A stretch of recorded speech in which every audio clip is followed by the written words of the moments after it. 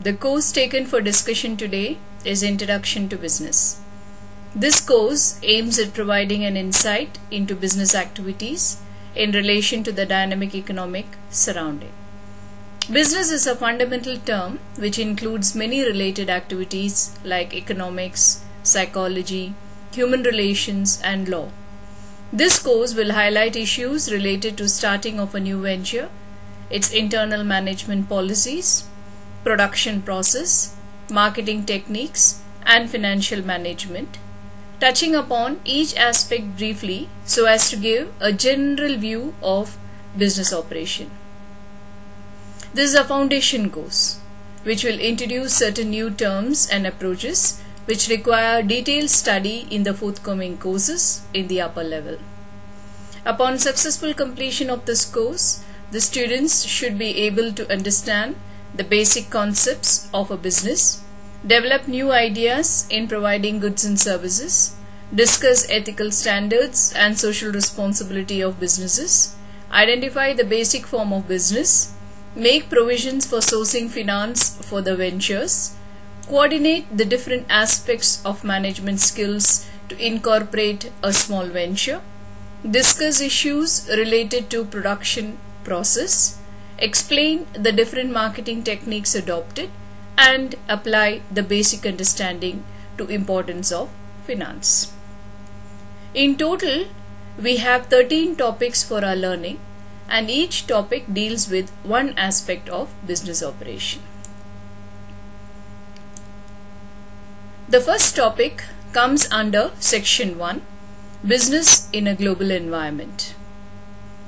And this topic is about business, blending people, technology, and ethical behavior. At the end of this topic, students will be able to distinguish between business and not-for-profit organizations and identify factors of production. They should also be able to describe the private enterprise system and explain how competition and entrepreneurship contribute to the system. They will be able to describe how technology is changing the way businesses operate and compete. They will be able to relate the importance of quality and customer satisfaction to efforts to create value for customers, and also to describe the major trends that challenge managers' skills for managing and developing human resource, identify the skills that managers need to lead businesses in the new century, and finally discuss the importance of good business ethics and social responsibility in business decision making. Business is a term which encompasses all economic activities. A country's core existence is based on business operations. When a business performs, goods and services are produced, which are marketed through existing demand or creating demand through promotion. When these goods and services are bought, consumers satisfy their wants and improve their standard of living. In turn, job opportunities are created, which result in money flow by way of income, profits, and investments. Thus, today's business managers understand the importance of contributions made by organizations towards the society and economy, and administer the operations to achieve an overall benefit to all concerned, like the investors, employees, customers, government, and the society. Let us have an understanding on business and not-for-profit organization and what factors of production are. First and foremost, business. It consists of all profit-seeking activities and enterprises that provide goods and services necessary to an economic system. It drives the economic pulse of a nation. It improves standard of living. It increases a nation's per capita output of goods and services. It facilitates exchange of goods and services, and it rewards businesses that take risks with profits. Not-for-profit organizations are organizations that also do activities like providing services, but their focus is not to earn profits. Some very good examples that come to our mind are the museums, libraries, charitable and religious organizations, colleges and universities, and maybe the postal department. But in recent times, these organizations also have to boost their effectiveness at marketing and fundraising to compete with profit-making organizations. What are factors of production? These are the 4 basic inputs put forth by economists. The first one is the natural resource. All productive inputs that are useful in their natural states, like land, forests, mineral deposits, etc., are known as natural resources. The reward that will be given to these natural resources is by way of rent. Next comes capital. It is a key resource which includes technology, tools, information, and physical facilities. The reward that normally is given is interest. The third is the human resource. These are the critical inputs for all economic activities, and anyone who is employed in some activity of work, starting from the CEO to a laborer, is a resource. The normal reward that is given to human resource is known as wages. The fourth factor of production, or the last one, is known as the entrepreneurship. It is the willingness to take risk to create and operate a business. And an entrepreneur sees potential profitable opportunities and devises a plan to achieve success in the marketplace and earn those rewards by name of profit. Now comes a private enterprise system. What is it? All businesses operate within a larger economic system that determines how goods and services are produced and distributed and consumed in a society. Private enterprise system, it actually minimizes the government interference in the economic activity. Another name for the private enterprise system is also known as capitalism. Competition is the invisible hand that regulates the battle among businesses for consumer acceptance.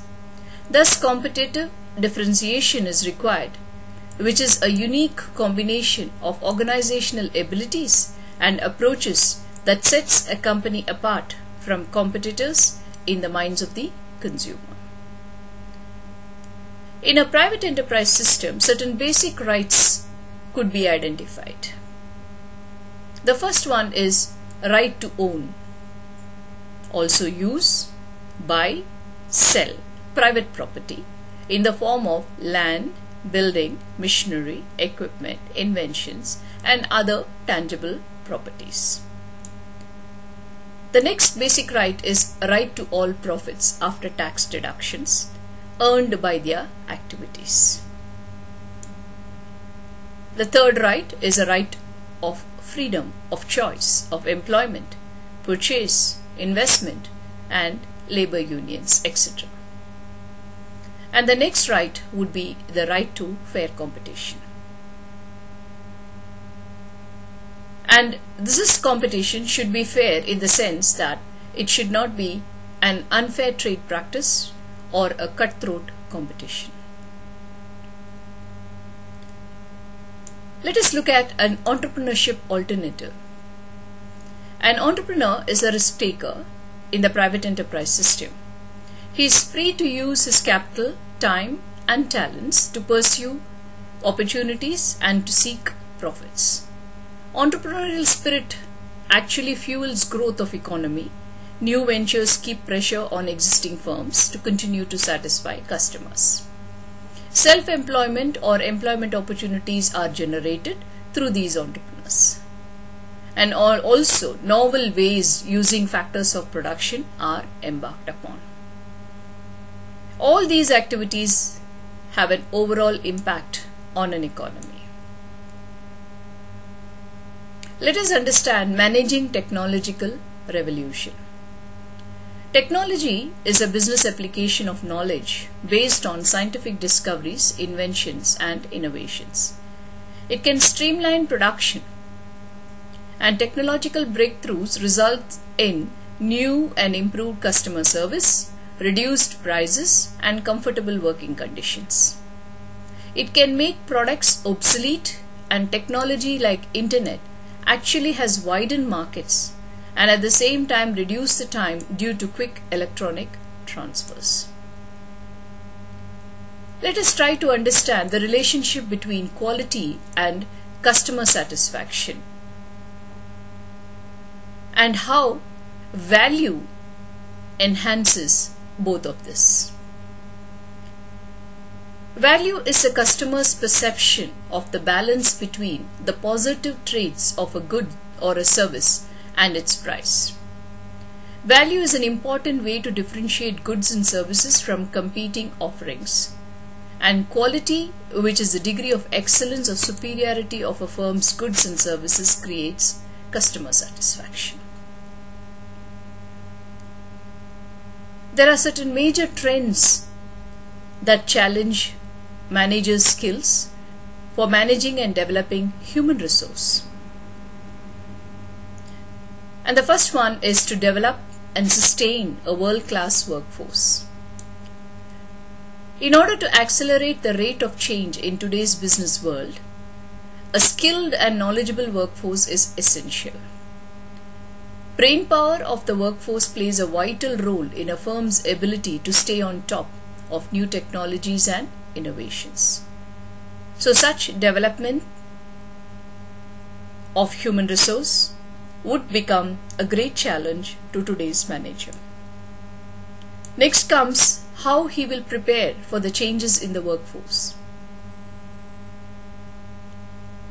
The first one related to aging of the population. When people tend to retire, it creates human resource problems. Issues relating to disability, retraining, and insurance benefit also have to be dealt with. There is a cause of concern about the shrinking labor pool.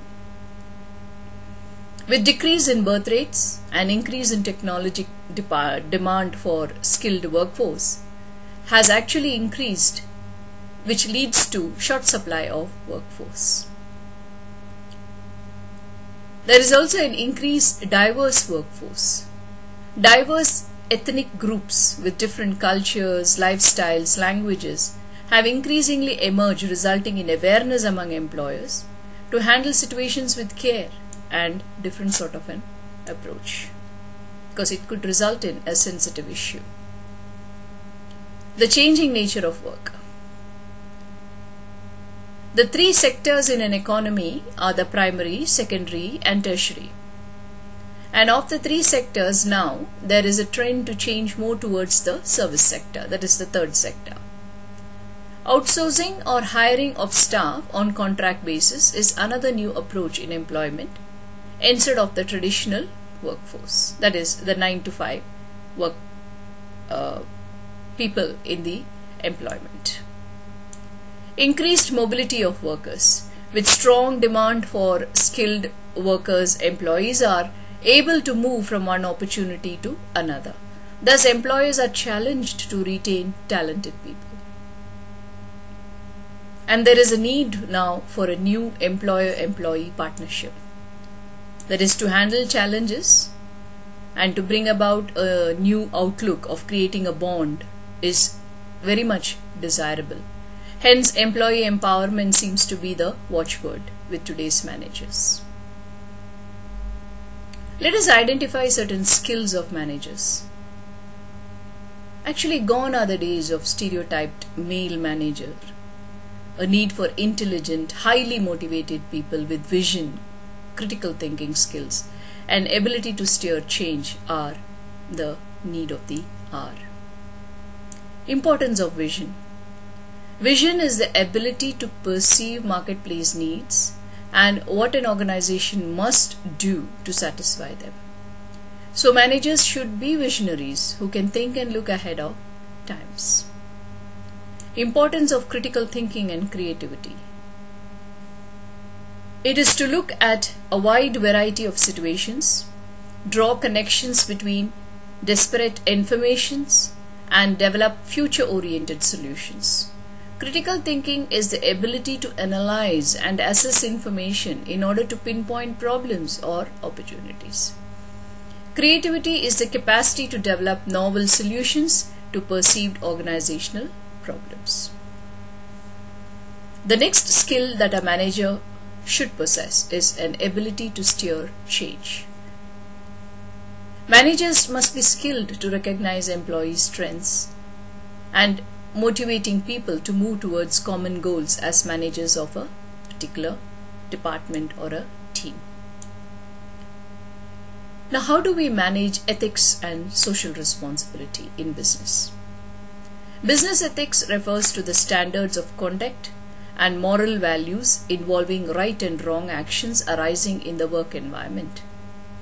Poor ethical standards can lead to public image problems, costly lawsuits, high levels of employee theft, and a host of other expensive problems. Ethical decision making fosters trust. This is a vital element of creating and maintaining strong relationships with customers, employees, and other organizations. And social responsibility is a management philosophy that highlights the social and economic effects of managerial decisions. Hence, business organizations should have a social responsibility attitude and an ethical behavior in its conduct. With this, we come to an end to our topic 1, and we should be moving on to topic 2. Achieving business success by demonstrating ethical behavior and social responsibility. Thank you.